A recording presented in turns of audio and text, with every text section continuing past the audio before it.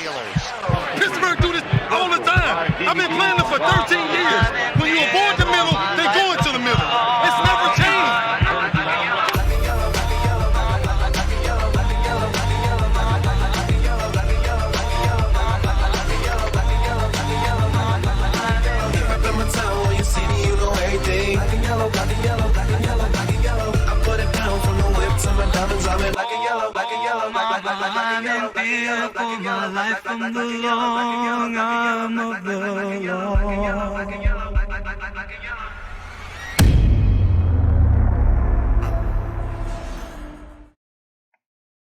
And welcome to the second episode of the Steel City Sermon presented by Blitzalytics.com. Of course, I'm your host, Roy Countryman, or as some of you know me, at Preacher Boy Roy.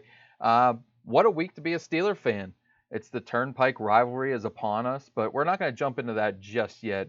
We got to talk about, in our prelude here, this last game. I was in-house in Heinz Field. It was an absolute madhouse. It was rocking. The stands, all the fans. The defense and the performance that they put up was absolutely outstanding, and we are getting spoiled with those kind of performances. So let's just take a real quick recap of the Rams game and what we've seen transpire. First of all, I hate to be a negative person, but the sloppy play, it was backbreaking at times. Mason Rudolph was putting forth a tremendous effort. He was showing great strides in being able to show off that preparation that he's known for, and he was actually getting more comfortable within the confines of the offense. You've seen him checking out and actually audibling a couple plays and checking out with the blocking assignments. It was just a really impressive performance for him, but the sloppy play all around, it needs to be tightened up if we're going to beat more consistent defenses and better opponents all the way around. We're just not going to get very far on offense if we keep being so stagnant there, and that comes with the fumbles. James Washington had a back-breaking one. Vance McDonald had a fumble that wasn't turned over, but he just seems kind of checked out, like he's not really fully committed. I don't want to say committed, maybe fully focused because of how small looks that he has got, and when he has, they've been almost little to no gain. Deontay Johnson was very foolish with the football as the punt returner, and even the initial fumble by Marquise Pouncey that led to the first touchdown of the game by the Rams. I was a little worried. First series going out, and we spot the Rams 7 points. So as you know, with my prediction the last week, I was not very confident going up against that type of a defense in the Rams. I was quite surprised pleasantly. Not only just to get back to the sloppy play, though, they had anywhere from 6 to 7 drops, a lot of plays and a lot of drive killing drops on them that it really didn't let Mason Rudolph fully show and didn't be able to show the type of statistics in the game that he could have had because of them drops, because a lot of them were drive killers.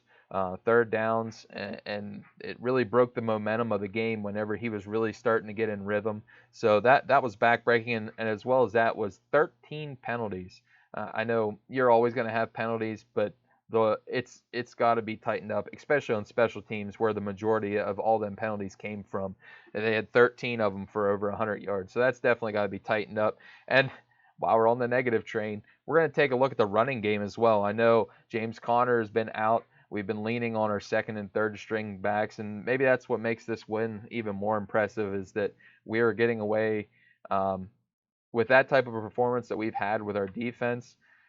Being able to beat that type of team with our second and third, maybe fourth string running backs, backup running back, and not a lot of quality playmakers on offense outside of Juju, which he hasn't. He was getting double covered most of the day against Jalen Ramsey, although I got to give credit to the referees that they actually called him on a few pass interference penalties that were vital in some of the drives that we were able to maintain. But the running game as a whole just looks stagnant, and I don't think that the White Knight is just going to be James Conner returning the action.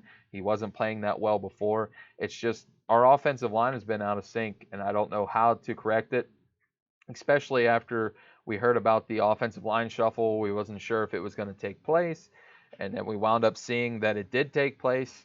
come Sunday at 4 that Filer moved over to left guard, Chuksa Okorafor was out at right tackle, and it was just not a real steady performance for our O-line, and we need that with that young quarterback. And I was really surprised that they did it, but I understand why they wanted, as Mike Tomlin said, tackle types out there to face up with some of those pass rushers and Fowler and Clay Matthews and Aaron Donald, Michael Brockers. But Okorafor was not impressive to me. He had a couple plays where he showed, he teased you with that talent that he may have if he puts it all together. Filer was more of a solid addition at left guard, but I think the game plan in itself would have been fine if Finney would have been able to start at left guard and Filer stayed out at right tackle. But we got the victory nonetheless. I hope that we don't continually play these games with our offensive line because Filer has been having a standout performance at right tackle all season, and Foster should be coming back here. We'll get to that with the injury report coming into this game. So we'll get the negatives out of the way first, and we got to talk about the upsides, the big time. I don't want to say big time, maybe epic performances that we have been getting used to and accustomed with this Steelers defense. And it starts with the straw that stirs the drink. That's Minkah Fitzpatrick. This guy, since he's come over, is just, in my opinion, he's the odds-on favorite for Defensive Player of the Year, although he was overshadowed a little bit by Jamal Adams at safety for the Jets. But this guy is just, he has allowed everything to fit in and be able to fit into the right roles that all the other defensive backs can excel at, with whether it's Mike Hilton, who shut down Cooper Kupp, 0 catches. And it was just standout. Most of the time we talk about Cam Sutton and the play that he's had this year. Let's talk about Mike Hilton. Everybody always wants to say he's just a run defending or in a blitzing type, which the offensive line for the Rams were quite concerned. Every time he would walk up to that line of scrimmage and fake like he was going to blitz, they were quite concerned with his prowess there. So word has gotten around with that type of blitzing ability, but he was step for step all day with Mr. Kupp. And tip of the cap to you, Mr. Mike Hilton. I love your play, and you were one of the beasts here, as well as our bookend outside linebackers. Bud Dupree was simply beating Andrew Whitworth, the grizzled veteran and high-standing tackle for a lot of years in the Bengals and also the Rams. And he was continually beating him like a drum all day, whether it was speed to power, getting around the edge, his hand usage. I'm starting to buy stock in Bud Dupree, guys. I know last week I was a little skeptical, and I still am. I'm always a little leery of people breaking out in contract years, but Bud Dupree, keep up the good work, and I want to see the rest of this season and what you can get into and the final numbers, because the guy opposite of you is right in that conversation as well with Fitzpatrick, or at least he should be, for Defensive Player of the Year, and that is Mr. T.J. Watt. And he had 5 tackles, 4 of them solo, 2 tackles for loss, which were 2 sacks, and 2 quarterback hits. And he has 9.5 sacks, people, in 9 games. He's on pace for 17, and who knows how many more he's going to have throughout the season. So, T.J. Watt, beast mode. You got Minkah Fitzpatrick on the back end. And let's not forget the grizzled vet in the heart of our defense, Mr. Cam Hayward. He was simply blowing up plays from the interior. He played a pile of snaps, but it never showed. He's been playing a pile of snaps since Tuitt went down. He had a sack, a tackle for loss, and even bigger than that, in the 3 quarterback hits that he had, was the 2 pass defense, which was outstanding. He was able to read the quarterback's eyes and get up in the throwing lanes whenever those were key situations. He was able to knock down passes. So we had Cam Hayward, T.J. Watt. We already highlighted Mike Hilton. Joe Hayden as well. I knew he was a quality corner. I was singing the praises of Steven Nelson last week, but Joe Hayden, 5 pass defense, including the tip to Minkah Fitzpatrick to end it in that interception. 5 pass defense, you got to be mentioned on this video series, and you were locking it down same way Steven Nelson was. This defensive secondary is elite, in my opinion. It's one of the best. It's up there with New England. Javon Hargrave along the front 7 played quality snaps. He got a key sack and a hit on the quarterback. And just all around, this defense is smothering, and it's fun to watch, especially for all of us Steeler fans. We're accustomed to it. And I didn't even mention Devin Bush, which, he didn't have no, star type plays, but all the other guys stepped up in here, and it's going to be fun looking throughout the rest of the season where we can go and where this defense will take us if we stay healthy. And I touched upon it earlier. Mason Rudolph, man, I loved your aggressiveness. I loved you standing in the face of pressure, delivering on it, especially that pass to James Washington for the touchdown. That's showing those leaps and bounds and growth that I wanted to see. That I wanted to see you, take what you learned in practice and what you've been learning on tape. As we all know, you're that tape junkie, and applying it to the field. And it's exciting to see where we can be down the road this season. And I don't think I'd ever say that after we've seen the season-ending injury to Big Ben, that, playoff berth, where we might go from there. And that's exciting growth. And keep it up, Mason. Even if you throw a couple picks, stay aggressive, go down the field, and let's see the ball throw to your playmakers. You got a developing Deontay Johnson. Yes, he needs to learn how to tuck that ball away. James Washington came up with a great game, career best in a lot of categories.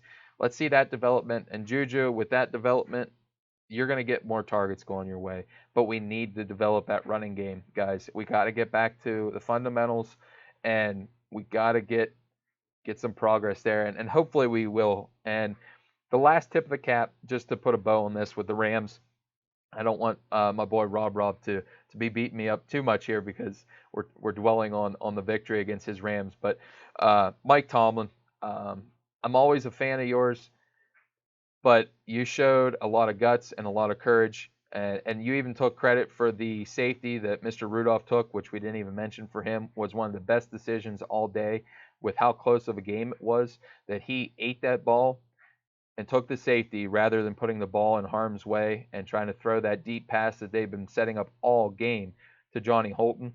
He even said it himself that he knew that he wasn't going to get out of that situation, so he just tucked it, 8 to 2 points.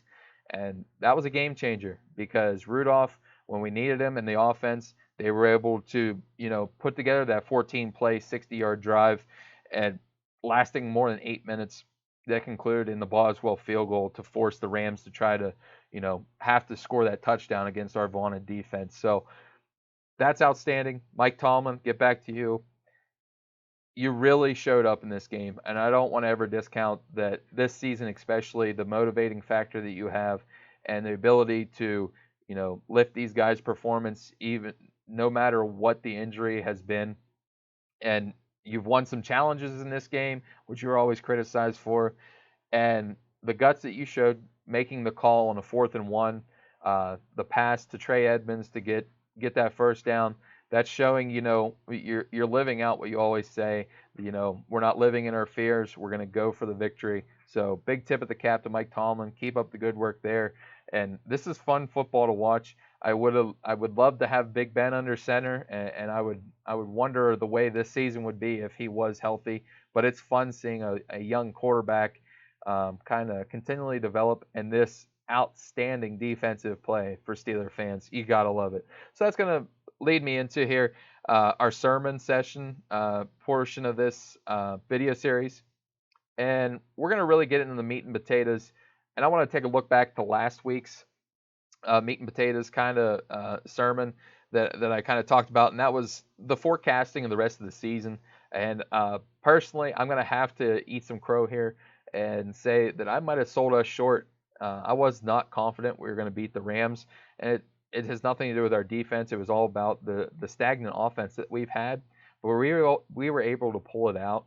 And I forecasted a 9-7 record last week, everybody. And after this performance, it's hard to pick out a lot of losses throughout the rest of our schedule. And I don't want to ever say that there's an easy schedule, but that there's a lot of opponents on here that are beatable, and that's the Cleveland Browns, who we faced twice. We faced the 0-8 Cincinnati Bengals. We faced the Cardinals, who don't sleep on them. Their offense has been legit, even though David Johnson has been hurt quite a while, on and off. A lot of their defensive playmakers, and they just placed Zach Allen on IR. So that's going to be a tough game, especially in Arizona.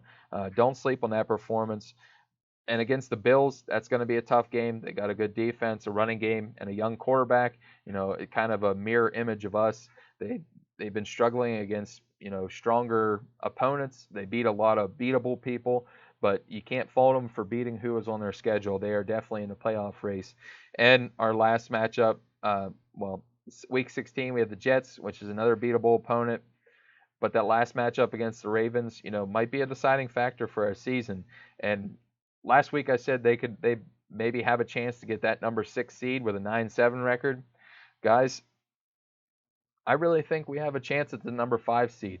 And that's because, like I said, Buffalo is having problems beating harder teams, more complete teams. They faced a lot of, I don't want to say cupcake games, but they're still NFL teams that they had to beat, but they faced a lot of lower talented teams as they go forward. So we're going to look at who's all in the playoff parameters here.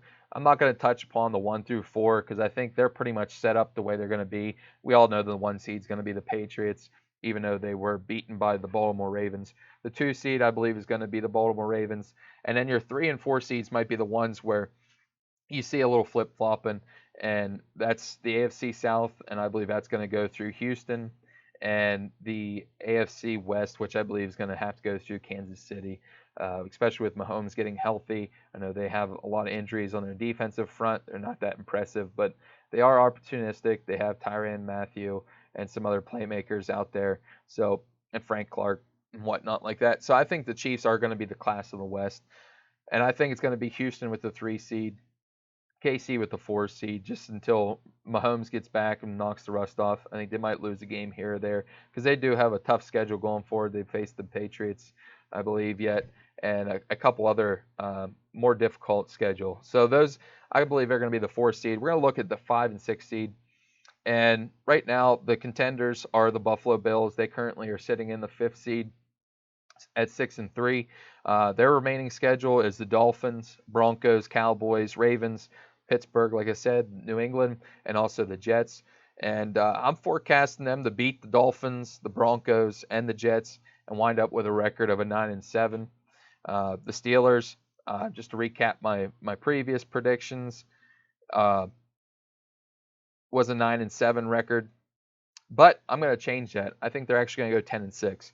After that performance, I think we're going to beat an additional game in there, and I think we're going to wind up 10 and 6. The Raiders, who are just looking outside right now, they're at the 7 seed, 5 and 4. They are still currently in it, like I said, with the Chiefs, but I think the Chiefs are ultimately going to be the class of the AFC West. But right now, they're the 7 seed. Their remaining schedule is the Bengals, Jets, Chiefs, Titans, Jaguars, Chargers, and Broncos. I see them picking up 4 more additional wins and ending up with that 9-7 record. And then we're going to move on to the 8th seed right now currently, which is the Indianapolis Colts, who we beat and had the tiebreaker. They're also still in the race for the AFC South with the Houston Texans. They're right in the dead heat with that because the Texans are only 6 and 3 at this point. Their remaining schedule looks like this: the Jaguars, Texans, Titans, Buccaneers, Saints, Panthers, and Jaguars. I think they're going to pick up 4 more additional wins as well and end with a record of 9 and 7. And then a team that's really just on the cusp of even calling them a playoff team, that's the Tennessee Titans. They're currently 5 and 5. They're on their bye week this week, but then they wrap up with the Jaguars, Colts, Raiders, Texans, Saints, and Texans again. And I really just see them going 3 and 3 down the stretch and making a 500 stand. Sorry, I'm not a big fan of Mr. Tannehill. Mariota's on the bench. They have a good defense, a lot of talent. They have a lot of young talent on that team. Maybe a year from now, if they get a above average quarterback play, they will be dangerous. So I'm really not considering them much at all. But my prediction right now, like I said, with all that I gave you and what my predictions would be for each team, let me just recap them quickly. The Bills 9 and 7, Steelers 10 and 6 with the rest of their schedule. Like I said, I'm flip-flopping from last week's forecast. I'm mistaken. Number 7, the Raiders currently right now, I think they're going to be 9 and 7. Colts 9 and 7, and then the Titans 8 and 8. I really believe the Pittsburgh Steelers will be the number 5 seed as we look into the crystal ball as we go forward into the playoff picture, and I really think that we're going to be the number 5 seed, guys, and that's going to be outstanding. who would have ever thought, as Steeler fans, looking back when Big Ben went down, that we'd be looking at that type of performance. So kudos to you, Kevin Colbert and Mike Tomlin, for sticking with the ship, adding to this team, and realizing the upside they have. And with our defense, we can be dangerous in the playoffs, even with a first-year starting quarterback in Mason Rudolph. And defense travels. That's what they always say. Especially if we can get some sort of semblance of a running game, we will be absolutely night terror-esque for a lot of these teams. And you're looking at a first week matchup there of most likely seeing the Kansas City Chiefs, who would be the 4 seed, and we'd be 5. So it'd be the 4 and 5 matchup. We'd be going out to Arrowhead Stadium. It's not a good matchup for us, but we've beat them before, and who's to say it's just one game that we couldn't advance. And if we do advance from KC, you're going to be looking at a matchup squarely with the Baltimore Ravens, which we were in that game earlier this year.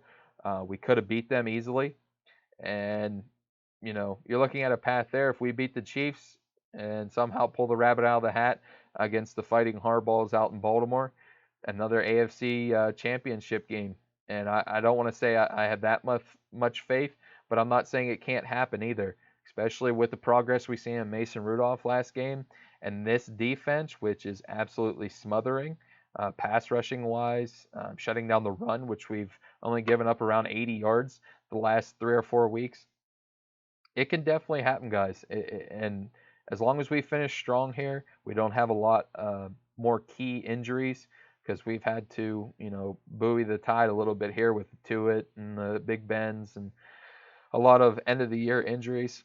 It could definitely happen, and I don't want to discount it. So that's what I really want to take a look at, is our playoff chances. I was totally excited after watching the Rams game because I was surprised that we wound up winning that game. I really thought that it was a loss. I thought that would make our playoff chances take a hit. But hey, good job by you guys on defense. You really showed up, and we made the plays when we had to, and it's fun the rest of the season. So let's go for that playoff route. Nobody's going to even be talking about the Minkah Fitzpatrick trade because, hey, we'll be drafting where we always do in the 20s, or hopefully that number 32 draft slot. So we're going to move on to the final portion of the show, guys and gals, and that's previewing this week's matchup, which is a Thursday night matchup. And everybody loves the Turnpike Rivalry. This is what Pittsburgh fans always look for, is against those Cleveland Browns, which everybody was ballyhooing about before the season. And right now they're a lowly 3-6 as we go to Cleveland this week. It's in a primetime matchup. We all know Thursday night matchups always are. The Browns are coming off a victory where they held off the Fighting Buffalo Bills 19-16 with a late touchdown pass from Mr. Mayfield to Rashard Higgins, who has been developing quite nicely. We're going to touch upon the injury report quick. The injury report just was released here shortly ago. The Steelers have 3 people that are out currently. That's Ryan Switzer with a back issue. He missed some practice last week, but he did not practice all this week, and he is out with his back injury. Don't be surprised.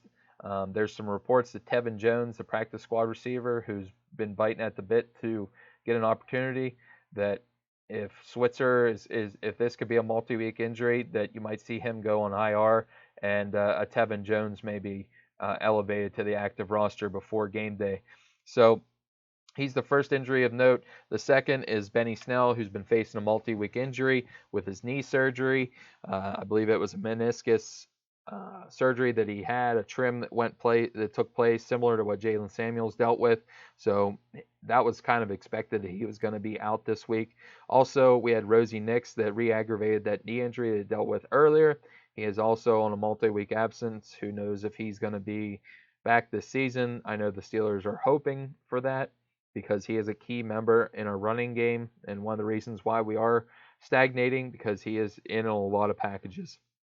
The other guys that are listed on the injury report are Anthony Chickalo, the outside linebacker that had dealt with some off-the-field issues, but got them cleared up, then got back to game. And he was rotating a good bit as Watt and Dupree needed a break here and there. He wound up with a rib injury he picked up. He did not practice on Monday. He was a limited participant then on Tuesday and Wednesday both. So I would say the arrow is trending up on him, and you'll probably see him out there give it a go, being that it's a rib injury. He might be able to go. Then a late add because of a do not practice on the walkthrough on Wednesday was Joe Hayden, and that was because of an illness.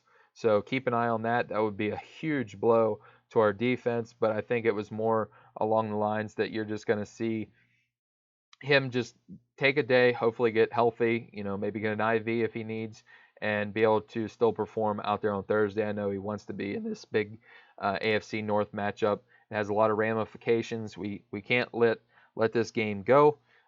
So I would be surprised to not have Joe Hayden there. So that's the Steelers portion of the injury report. The Browns portion here, they currently have 2 players that are listed as out. One of them is a key defensive pass rusher, a defensive end, Olivier Vernon, who came over in the trade from the Giants in the offseason. He's been having a nice rebound season in Cleveland opposite Myles Garrett, but he is currently out with a knee injury. He didn't practice all week. He'll be replaced by Chad Thomas from Miami of Florida. Then you have Eric Murray also out with a knee injury. He had I believe, a surgery similar to Benny Snell and Jalen Samuels. That he was a multi-week injury, but not season-ending. So he's more of a key and core special teams player, and they've been missing him on that unit, being that he was out, and he does play some safety as well. So those are your 2 key players that are out. They also list 2 players that are questionable. One is a tight end, Ricky Seals-Jones, formerly of the Arizona Cardinals. He was questionable with a knee injury. He missed last week's game, but this week he was trending up with 2 limited participations early in the week, and then also a full participant on Wednesday. So I would say he's probably going to be playing for them come on Thursday evening, because he has stepped in quite well since the David Njoku injury to his wrist.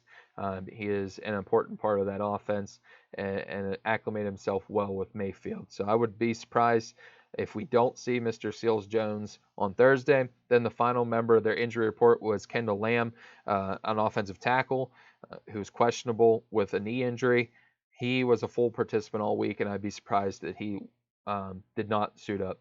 So it'll be interesting. Most of the guys that they have listed there will be playing. The same way with the Steelers. I think the ones that are listed as questionable will be playing. And we're just going to roll right into our going for 3. And the first 3 that we're going to talk about is our 3 stories. Guys, we talked about it earlier, wrapping up the Rams game. The victory against them is that stagnant running game. It was reported, Ramon Foster had a full week of practice. He got to be cleared by the independent neurologist to get back to be starting.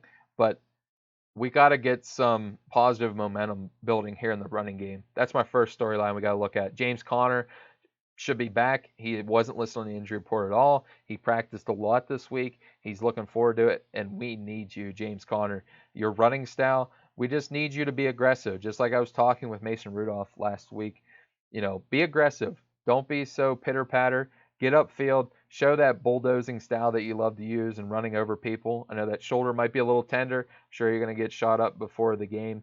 But James Conner, we need you. And that offensive line, we need to have that fire lit underneath you, because you have a young quarterback. We have some developing weapons out wide with more time and more playing experience. They're doing better. They're getting open. But we need that running game to be able to be leaning upon, especially with our defense playing as well as it is. So that's storyline number 1 we're taking a look at. Number 2, as always with Thursday night matchups, it's not really the game itself, but more the fatigue factor. Both these teams played on Sunday. They don't get a lot of practice time. Most of all, it's glorified walkthroughs. And Wednesday was a walkthrough. Monday, there wasn't a lot of practice at all. Tuesdays, there's a lot of rest for some guys, especially on Pittsburgh's side. So fatigue. 9 players, especially on the defense, played over 60 snaps in the previous game. They only played 75 total, and that's a lot, especially for a back-to-back game like this. The 4 players played all 75. That's Minkah Fitzpatrick, Terrell Edmonds, Steven Nelson, and also Joe Hayden. Then you had guys like Dupree and Mark Barron playing 69 snaps. Mike Hilton played 68.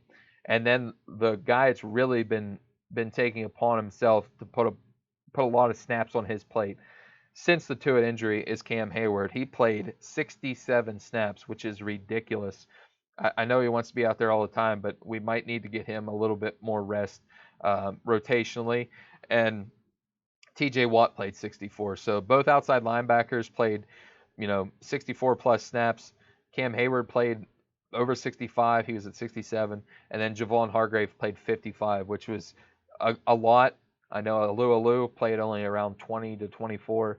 So we might see an increase in that Alu snaps, and you might see an increase, even a little bit more of Javon Hargrave in those sub packages where Hayward was the only down lineman in. You might see Hargrave being utilized a little more just to kind of split and offset all the wear and tear on Hayward. So that's the second storyline, is the fatigue factor. Are these teams going to come out flat, or are they going to come out, full bore, ready to roll?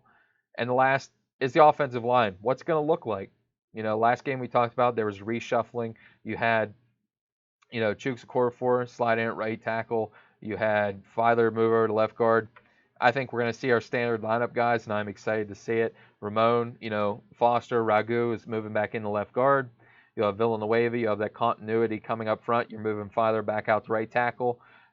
It's going to be interesting to see if Chooks Okorafor is going to be even active in this game because of the niche that Zach Banner has got himself into as that third tight end, blocking tight end, eligible receiver, which is the cult following that he has.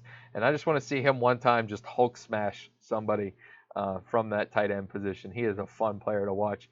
And who's to say he might even catch a touchdown pass at some point in this season. So those are our three storylines we gotta make sure you got tucked away back in your mind. The running game, the boost that we need there, the fatigue factor, and also what's the offensive line going to look like? It looks like we're going to get the same offensive line and positions that we're used to. So now we're going to take a look our three matchups to watch in this game. There's some star power here. We all know the key components that we have going into it. The first one, the playmaking defensive end, pass rusher. He lines up all of the formation for the Browns. But it's going to be our offensive tackles, Filer and Villanueva, stepping up to be able to block Mr. Myles Garrett because he is a freak athlete. That's going to be one of the key deciding factors in this game if Rudolph is going to have any time to pass down the field and stay that, aggressiveness down the field and hit those open targets that they'll have. Myles Garrett versus our offensive tackles, Villanueva and Filer. Another big matchup to watch, and we're going to highlight Baker Mayfield here. He's been really middle of the road, hasn't been that impressive this year. He had nice performances last week with season highs and I believe quarterback rating, completion percentage showed up last week. But the Steelers' defense isn't Buffalo's defense. We're kind of a step ahead there. And what are you going to do? Your offensive line is kind of in shambles, sans the interior. And we have some pass rushing beasts on the Steelers front seven. So, but the key matchup to watch there is Baker Mayfield against Mr. Minkah Fitzpatrick, because the role he is on, I believe we're going to be seeing maybe not one, but maybe two interceptions by Mr. Fitzpatrick. Not saying he might score a touchdown, but I think you might see two interceptions by Fitzpatrick or some of his other cohorts from the defensive secondary. So that's our second matchup, is Baker Mayfield against Minkah Fitzpatrick. And our final matchups is the Browns' offensive tackles. I highlighted them there. They are suspect at best. We have Greg Robinson, the human holding machine, out at left tackle, and then former Steeler Chris Hubbard at right tackle. He got paid quite well to go to Cleveland, and he has not, been above the line with his performance, as Tomlin would say, since he signed there. And they're going to be facing off. Hubbard's going to be facing off with T.J. Watt, like I said, the beast himself, 9.5 sacks. And I believe he's going to get about 2 more here.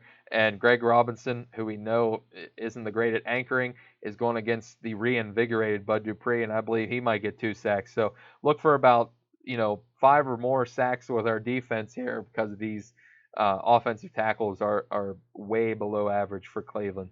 So those are our 3 matchups: Myles Garrett versus Villanueva and Filer, because he moves across formation; Baker Mayfield against Minkah Fitzpatrick; and finally the offensive tackles of the Browns against our outside linebackers in Dupree and Watt. So we're going to roll right into 3 keys to Steeler victory. Guys, first of all, I was just talking about with our defense, we got to rattle Mayfield.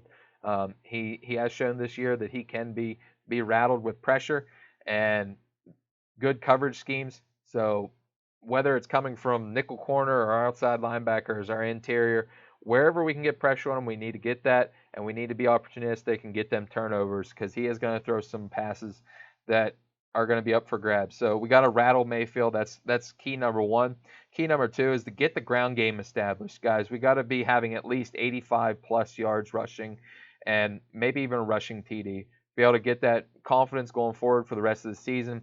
Guys, we put forth an outstanding effort against the Rams. We don't want to lose that momentum going forward in the last half of the season and really pushing forward to this playoff berth that I'm hoping that we're going to get. So we got to get that ground game established.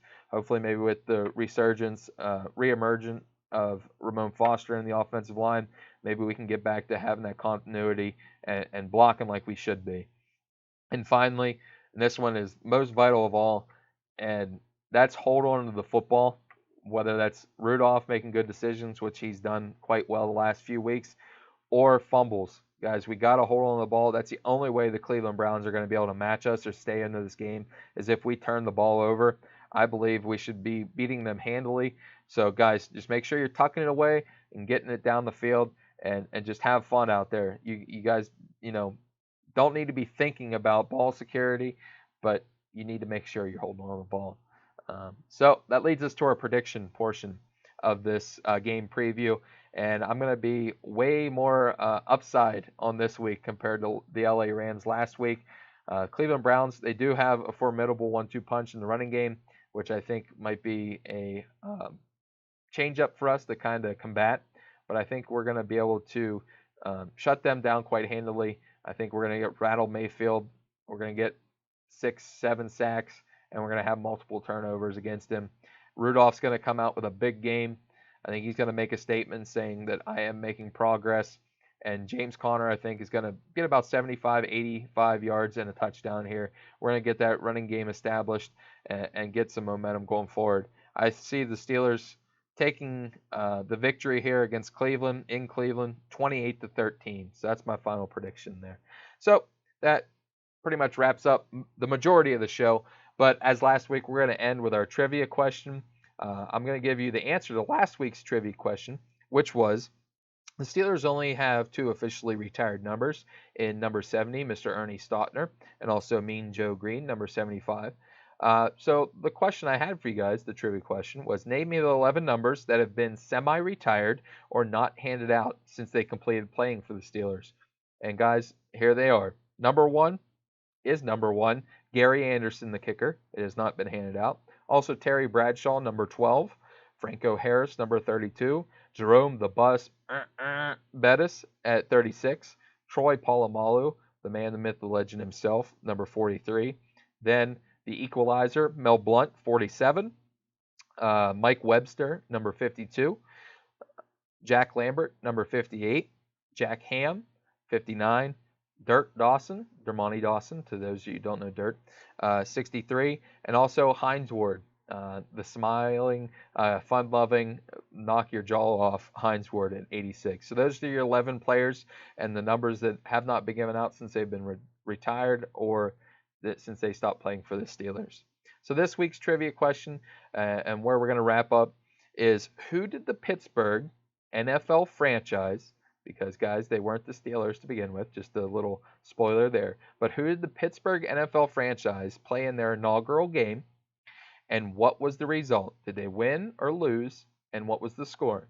So that's your Twitter question and trivia question for the Steel City Sermon for next week.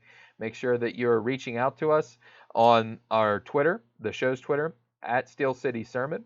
And also, if you want to reach out to me personally and have any questions or want to tell me, you don't agree with something, my personal Twitter is at PreacherBoyRoy. And this has been a blast, guys. I always have fun talking football and talking Steelers. I had a blast last week whenever I got to actually attend the game with my wife. It was a raucous crowd. I can't wait to see the crowds going forward and where this adventure is going to lead us.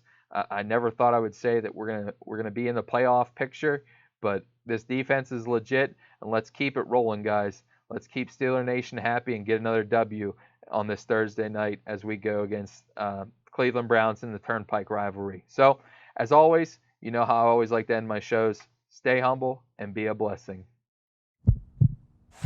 Pittsburgh do this all the time. I've been playing them for 13 years. When you avoid the middle, they go into the middle. It's never changed.